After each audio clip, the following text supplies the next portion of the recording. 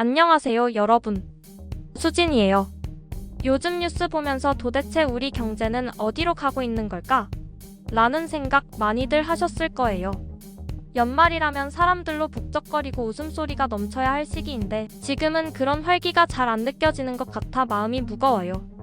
특히 내수시장의 침체와 관광업계의 어려움은 우리 일상에 직접적으로 와닿는 문제라 더 걱정이 됩니다. 오늘은 그 이야기를 좀 더 따뜻하게 풀어볼게요. 홍대, 명동, 강남 같은 곳들은 늘 사람들이 북적이는 장소잖아요. 그런데 요즘은 어떨까요? 평소라면 연말 모임과 쇼핑으로 활기가 넘쳤을 거리들이 한산하다는 소식이에요. 특히 홍대에서 옷가게를 운영하는 사장님이 손님이 예전보다 줄었다고 하신 이야기는 단순한 현상이 아니라 우리 경제가 직면한 현실을 보여주는 단면 같아요. 자영업자들 중에서도 외국인 손님에게 의존하던 분들은 특히 더 큰 타격을 받고 계세요.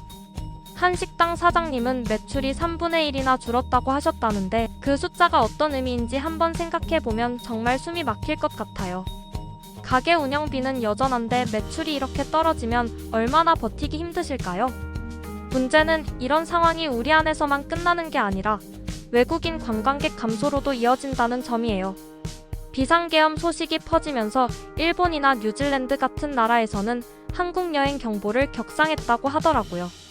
한 필리핀 관광객은 한국에 계엄령이 선포됐다는 문자를 친구들에게 받았다고 이야기했대요. 얼마나 걱정스러웠을까요? 브라질에서 온 관광객도 군인들이 있는 곳은 가지 말라고 했다는 친구들의 말을 들었다고 해요. 이런 불안감 때문에 내년 1분기 중국인 관광객이 19%나 줄어들 수 있다는 전망이 나왔어요. 여러분, 관광객 수가 이렇게 줄어들면 우리나라 호텔, 식당, 쇼핑몰 같은 곳들이 얼마나 큰 타격을 받겠어요. 여행사의 문의 전화도 빗발친다고 해요. 여의도 근처 숙소를 예약했는데 집회 장소라 괜찮을까요? 같은 질문들로요. 이런 걱정이 쌓이면 결국 관광업계와 내수시장이 동시에 어려워질 수밖에 없겠죠. 사실 이런 상황은 이번이 처음은 아니에요. 2004년 노무현 대통령 탄핵 전국, 그리고 2016년 박근혜 대통령 탄핵 전국 때도 소비 심리가 얼어붙고 유통업계 매출이 큰 타격을 받았어요. 불확실성이 커지면 사람들은 자연스럽게 지갑을 닫게 되니까요. 한 시민분이 인터뷰에서 이렇게 말씀하셨어요.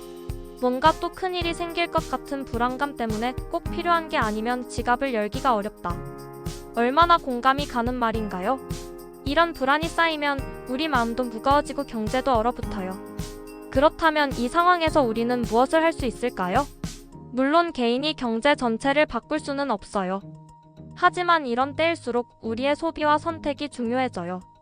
가령 가까운 동네 가게에서 작은 물건이라도 하나 사는 것, 연말 모임을 동네 식당에서 하는 것처럼요. 이런 작은 선택들이 모이면 어려운 상황에서도 서로를 돕고 조금이라도 경제를 활성화시킬 수 있지 않을까요? 그리고 무엇보다 중요한 건 우리 모두가 서로에게 힘이 되는 말을 건네는 거예요.